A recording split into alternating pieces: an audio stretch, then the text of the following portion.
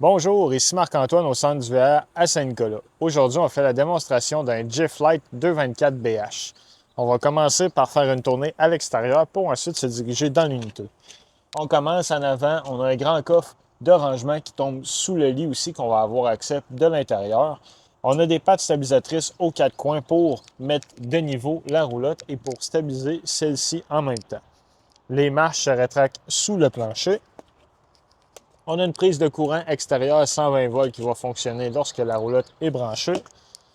Prise coaxiale de câble pour la télévision. Ici, c'est un support pour justement accrocher la TV au besoin. On a une valve pour vider notre réservoir d'eau fraîche ainsi que les low points qui sont juste à côté. L'emplacement pour remplir notre réservoir d'eau fraîche, c'est là. Ça va nous permettre en fait avec la pompe à eau d'utiliser notre propre réservoir et d'avoir de l'eau en mode autonomie. Ce qu'on voit ici, c'est la sortie pour la fournaise qui fonctionne au propane et une ventilation pour le réfrigérateur qui se trouve à l'intérieur. La cuisinette se sort, on a un évier, donc on peut usser les robinets stables. On a la hose Quick Connect pour notre cuisinière extérieure. Elle, lorsqu'on veut l'allumer, on va ouvrir les gaz et à l'aide d'un briquet effectuer une flamme. La connexion de propane va se trouver en dessous, juste là, Quick Connect. Donc ça, c'est relié directement avec les bonbonnes qui sont sur la pôle en avant. Quand on a fini, on repousse simplement à l'intérieur le tiroir. Le réfrigérateur, lui, fonctionne sur le 120 volts. À l'arrière, on a une échelle qui va nous permettre d'accéder au toit. On va recommander de monter sur le toit au moins une fois aux 3 mois pour aller valider que les joints d'étanchéité sont encore bons et que le toit n'est pas endommagé. Ce qu'on veut, c'est prévenir les infiltrations d'eau. On a notre chauffe-eau qui est ici, donc lui fonctionne au propane et électrique. C'est à partir de l'intérieur qu'on peut le mettre en fonction. Notre prise 30 ampères, en fait, c'est un fil qui est fixe à l'unité. Donc, lorsqu'on veut le connecter, on va simplement tirer dessus pour le déployer. Quand c'est fait, on a terminé, on va le repousser à l'intérieur tout simplement. Donc, lui va alimenter le courant 120 volts de nos différents accessoires. On a la possibilité d'acheter une caméra vendue séparément de marque Furion. Elle fonctionne Bluetooth. La roulotte est préfilée pour en faire l'installation facilement. La roue de secours se trouve juste ici. On a une prise coaxiale pour connecter le câble de TV qui est là. Notre système d'égout, lui, géré en deux parties. Donc, lorsqu'on veut effectuer la vidange, on connecte notre tuyau aussi. On a la valve noire qui est l'eau de la toilette, et la valve grise qui est l'eau de nos éviers et de la douche. Lorsqu'on effectue la vidange, on va toujours commencer par ouvrir la valve noire en premier.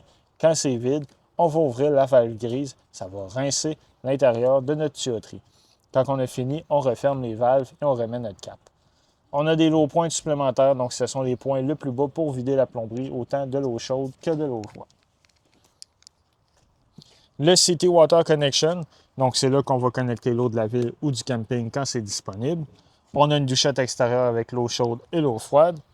Le tank flush, lui, va nous permettre de rincer notre réservoir d'eau noire quand on commence à avoir des mauvaises odeurs qui s'accumulent. On va connecter l'eau directement ici, puis à l'aide de jet, ça va rincer l'intérieur. Par contre, très important, il ne faut pas oublier l'eau connectée là, car ça va monter dans le réservoir au point de déborder par la toilette à l'intérieur. On a le deuxième accès au coffre qui se trouve à l'avant. Donc, ce qu'on voit, c'est la barre pour abaisser les pattes stabilisatrices au besoin. Sur la pôle en avant, on est muni d'une patte électrique, donc l'interrupteur pour monter et baisser, un pour l'éclairage, l'emplacement pour mettre 2 réservoirs de 20 livres de propane et on a l'emplacement ici pour installer 1 ou 2 batteries au besoin.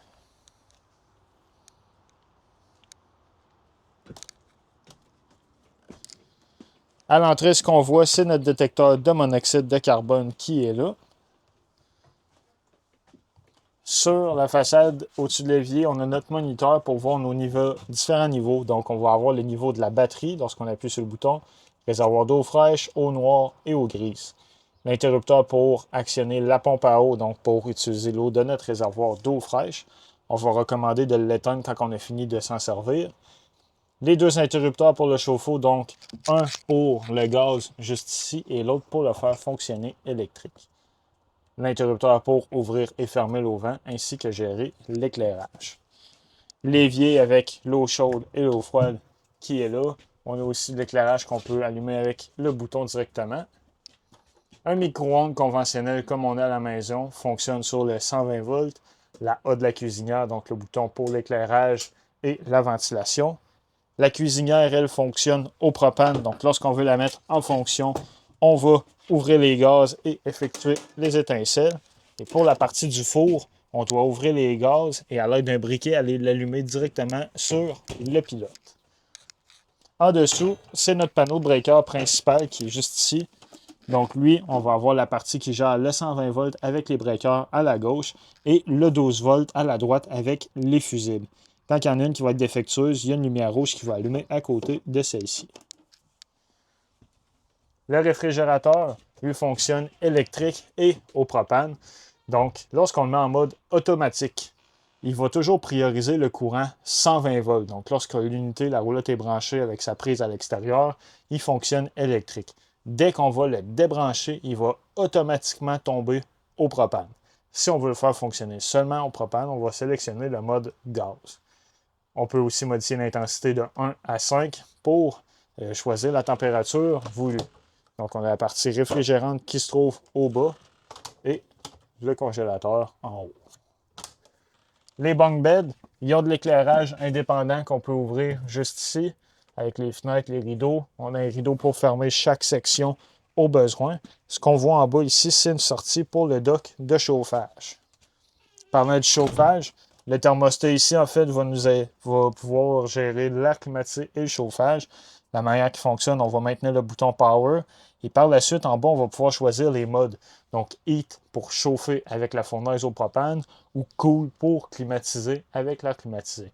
On peut aussi faire fonctionner les fans à différentes intensités, soit à low ou à high. Et par la suite, avec les flèches, on va être en mesure de monter et baisser la température.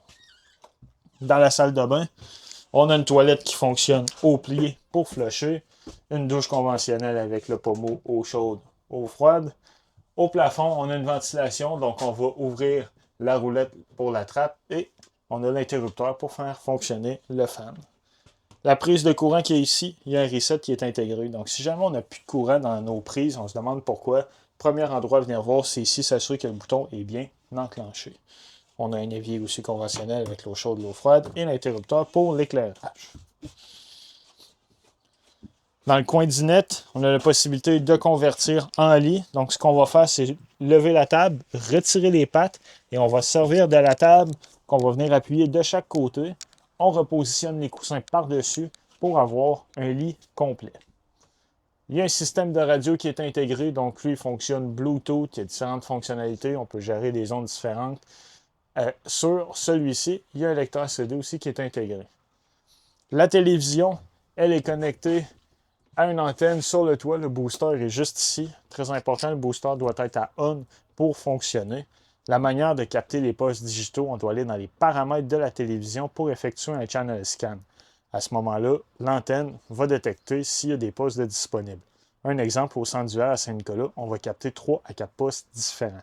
Cette étape-là est à refaire dès qu'on va se déplacer avec la roulotte et ce pour chaque télévision au besoin. Interrupteur pour l'éclairage qui est là avec des prises 120 volts de chaque côté du lit. On a de l'éclairage supplémentaire sous la tablette au besoin. C'est ce qui conclut la démonstration. Merci.